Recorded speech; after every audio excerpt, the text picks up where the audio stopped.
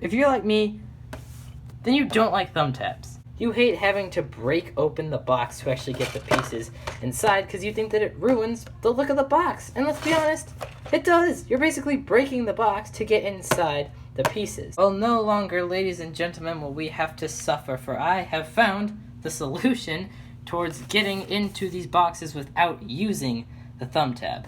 It's a simple tip and trick. It's one that has been talked about in a few other YouTube videos, but one that I thought I should bring up since it hasn't really been talked about in a year. And also, I think that it's awesome, especially since more Lego sets are starting to have thumb tabs. I think that it's just a useful trick that some people should know. Now you're going to need 3 things to actually pull off this tip.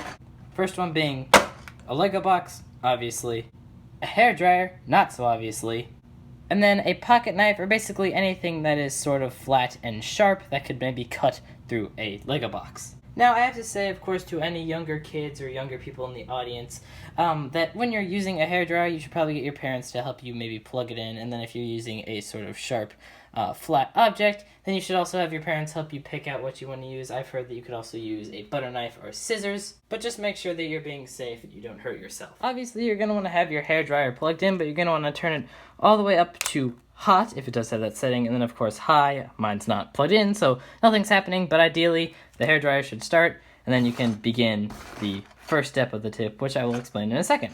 Basically what you're going to do once your hairdryer is plugged in is you're going to want to blow on where the thumb tab is, or shoot the air on to where the thumb tab is for around 30 seconds. Of course, while you are moving the blow dryer from here to here while actually trying to melt the glue here, you're also going to want to do it down here so that you melt the glue that is holding this part of the box to this part of the box. I thought that was pretty self-explanatory, but of course something that should be mentioned. Then of course, if you have a set with 2 thumb tabs, like the 501st Battle Pack, then you're going to want to blow on one for 30 seconds, blow on the other for 30 seconds, and then I'll tell you what to do next.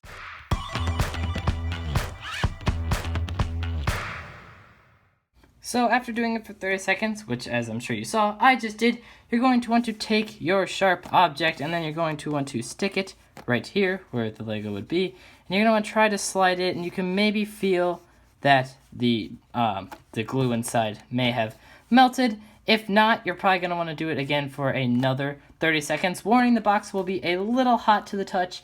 Nothing too terrible, so don't worry about burning yourself, but just something that you should, of course, look out for. I've also heard of people using a heat gun for this tactic, though I hear that that can actually warp the box, and I've heard from some people that it actually may begin to melt the pieces inside of the actual Lego set itself, which is ideally not what you want. So I would just recommend using a hairdryer, but of course if you do have a heat gun and you're careful with it, go right ahead.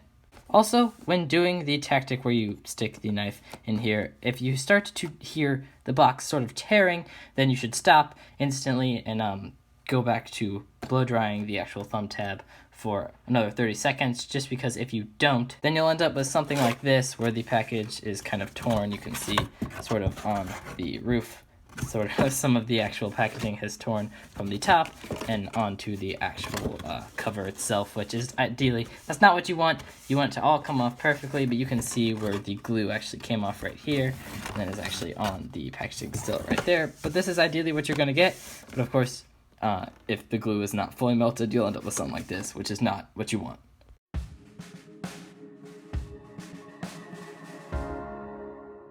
So now that I've done it again for another 30 seconds, we're going to try to stick our knife in there, and as you can see, it moves through almost like butter. That's exactly what you want. You want to sort of feel that the glue has melted. You can, of course, act almost as if you're cutting into it, but you're just going to want to run your knife all the way through. Oh, got a little stuck there. Maybe we should... Oh, no, we really melted the glue, but as you can see, it will be sometimes a little stiff. Oh, and now that that's like that, you should be able to almost...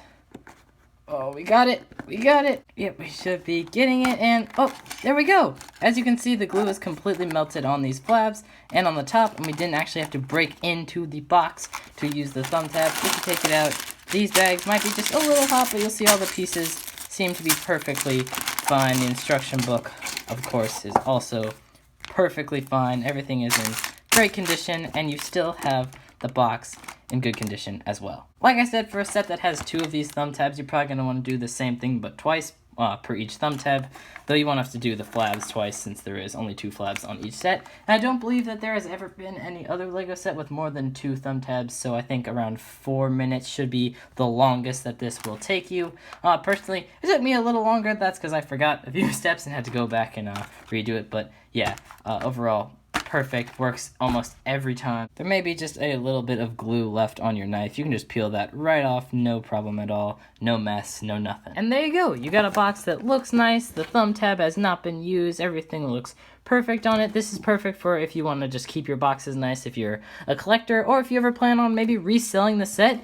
Just having the box in good condition like this will definitely get you better feedback for selling it. It'll also just be a lot easier to repackage the thing. As you can see, you can even close it if you would like. Just it stays shut, but don't worry about it re-gluing or anything. I know that some people may actually like thumb tabs. It's just an easy way to break into the box, but personally, being a collector, I think that it just ruins the box, makes it look not as great. It's not as formal and nice, and I would just prefer that we could just do tape seals for everything, but probably never gonna happen. But still, I just think that this is an awesome technique for people who don't want to actually break that thumb tab and want to keep their box looking nice and clean. And overall, I just think that it's an awesome technique that doesn't take too many materials to actually pull off. So there you have it. You've beat the thumb tabs. It is done. The war is won. The thumb tabs lost, and you, of course, won. You have a nice box, and of course, you have all your pieces out perfectly fine. Everything's good. Couldn't be better. Hope you guys did find this helpful or useful at all. If you did, be sure to hit the like button and subscribe, because I hope to do more of these tip videos just showing people, how to keep all their Lego stuff in good condition, whether it be your instruction books, how to clean your pieces, whatever it may be. I just hope to make more of these tip videos, because remember, you want this, not this. I mean, come on, that's just terrible. And of course, stay happy, stay healthy, and stay safe. Catch you all in the next one. Peace.